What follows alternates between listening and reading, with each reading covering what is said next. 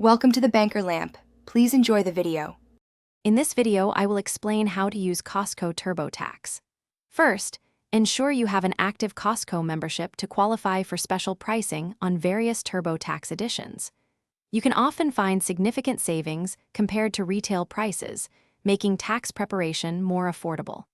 Select the version that best suits your needs, whether it's for simple returns or more complex situations involving investments or self-employment income. This approach helps streamline your filing process. Once you've purchased your TurboTax product from Costco, either online or in store, you'll receive an activation code. This code is crucial for installing the software on your computer or for accessing the online version. Follow the on-screen prompts to complete the installation process. If you're using the online version, simply log in with your Intuit account. This initial setup is straightforward, getting you ready to begin your tax preparation quickly and efficiently. TurboTax guides you step by step through the entire tax preparation process. Begin by entering your personal details, then proceed to import your financial documents. The software can often directly import data from employers and financial institutions, saving you time and reducing errors.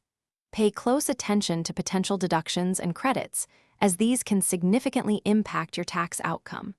The program will prompt you for relevant information, ensuring you don't miss any opportunities to optimize your return.